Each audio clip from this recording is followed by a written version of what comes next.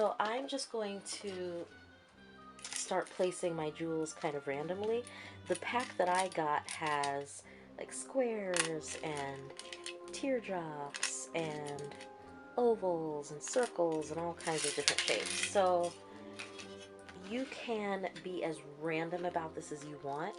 What I like to do is to make little clusters and then kind of mimic the pattern here. So that's what I'm going to do, but you can put your jewels anywhere you want. And it doesn't even have to be jewels. You could use old jewelry. If you have like one of those cheap like Mardi Gras looking necklaces, you could glue those all along the edge.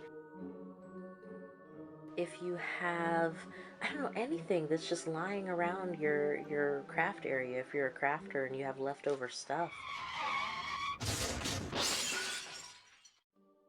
and you think, hey, this might look interesting on a flat surface, glue it down. Don't forget that all of this is going to get painted over, so it doesn't even matter.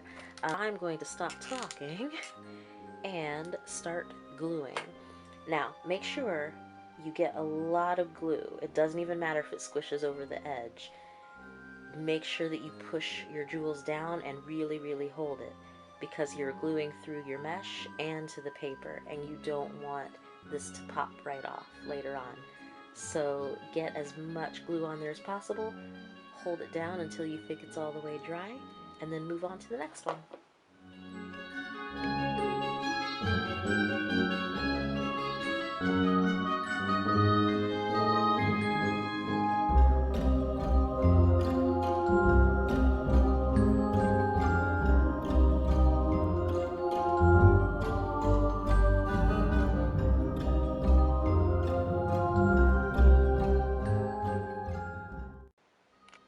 Okay, so this is the pattern that I decided to go with. I somewhat randomly scattered my jewels across the top of the wing. I did put some of the jewels that I don't have as much of in the center and then kind of flanked them with some of the smaller jewels. I did that here and here, and I tried to cluster them up. You don't necessarily want your wing to look like it's covered in jewels, especially after it's painted. You just really want it to be all about texture. Also, another important thing to remember, you want to make sure to put as much glue and as much stuff connecting the mesh to your paper as possible. If you just took like, maybe 10 jewels and randomly scattered them about, I guarantee you they will pop off, because this isn't necessarily connected to your cardboard except for around the edges. And so you have little bits where they're not connected and it's kind of working its way around. So for that, the more stuff you put on, the better. And you can even go over it with some hot glue just to make sure to hold these two layers together as much as possible. And I also want to make this look a little bit more organic, and the hot glue is a really great way to do that.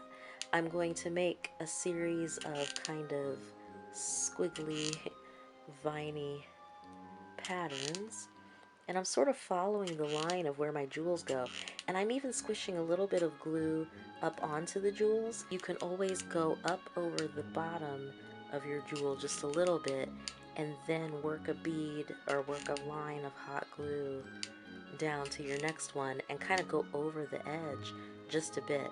So you'll get the texture of the jewel, but then you'll also get the texture of the hot glue, and it makes the whole thing look just a little bit more organic. Now, this is why I would suggest having a lot of glue, because you are not even finished gluing. And it's kind of hard to see. Maybe if I come in a little bit more, you can see where I've now given it texture and made it just a little bit softer and a little bit less like stuff glued on. Now, depending on how many jewels you bought, you can divvy them up, and if you find that you have enough to do the front and the back of your wing, then I would suggest doing it, because the more texture the better. But let's say you just bought a small package and that's it. You may want to just do one side. If your wings are going to be kept like really close together, you might want to just put the jewels on the outside. But if you want to wear your wings where they're, like if this is my back and you want to wear your wings open, you want to make sure to put your jewels on the inside, like the part that's facing each other. So you can decide whether or not you want to jewel both sides or just one side. I suggest doing both sides. Okay, so now my wing is really starting to take shape. I've got my jewels on, I've wired my little kind of veiny membranes, I hot glued all around the edge of the wing, and you can see clearly now when I hold it up like that. I created kind of a scallop pattern, and then I flipped it over and followed all of my lines with the hot glue, the same scallop pattern, every single edge. What's really, really great about the hot glue is that you can really start to really sculpt the wing. I've taken a little bit up onto the jewels, and then I did kind of a zigzag pattern and then slowly worked my way down into this vein. And you can even bring a little bit of hot glue up like this, you can bring some up like that, and it's almost like if you were drawing wings and shading. It's kind of hard to see obviously because it's clear glue on a white surface, but even just by looking at the patterns that I'm kind of making, you can see like any place where you want to add that texture, you can just sort of draw it in. Just really glop on my glue and let it maybe run between some of the jewels a little bit so that it kind of obscures the texture a little bit. Wait until you spray paint it. It will become really, really obvious what the hot glue can do. Now, even on the side where I didn't add jewels, I'll just flip it over. Right now, it just looks like a flat surface, and then I've got, whoops, it's like a flat surface, and then I've got my veins here. But you can take your hot glue and kind of do that zigzag pattern and bring it down onto the vein, and then come up a little bit here, and maybe even add some texture there. Start off wide and then make it a little bit smaller. And all I'm doing basically is shadowing it in. You could even get fancy and start to do like some swirls. You can do a spiral. Of course, you guys can't see any of this, but I'm going to show you anyway.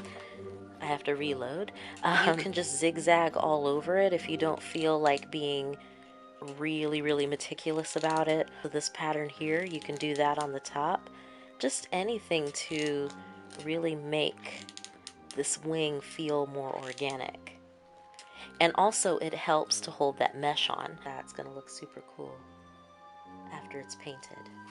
Now another thing that you can do with the hot glue is you can fix mistakes. Earlier when I was snipping off the mesh on the other side, I accidentally cut too deep, and so I made a hole. I said, make sure you don't cut that, and then I totally cut that. But what's great is that I can just put some hot glue in the crevice and then work it onto the edge of the mesh, and now not only are these two sides together, but sorry, I keep going out of frame.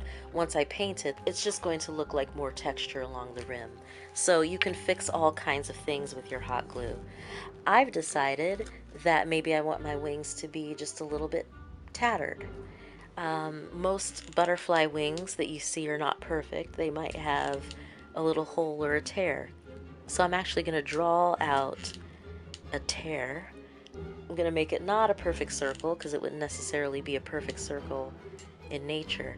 And maybe I'll put a slightly smaller tear, a smaller hole right next to it. Okay? And when you feel like that's somewhat dry, you can go in on the other side and trace that same line. Now, you could leave it as it is, and when you spray paint it, you'll just have a little bit of texture there. But what I'm going to do is let both sides of that dry, and I'm going to cut out the insides, and now I'll have two little holes in my wing just to make it look that much more natural. I might want to come up just a little bit, since there's no wire there, and make a part that could have possibly frayed off, just like a real butterfly wing. And I'm going to do the same thing on the other side. And once that dries, I'll now be able to cut that part out, and I'll have just a little bit of an imperfect edge. So now I've added some character to my wing.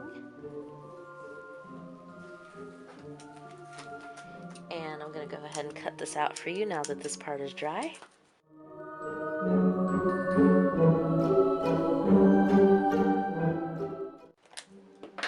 And now you've got just that slight imperfection there. Now, at this point, you're pretty much ready to spray paint.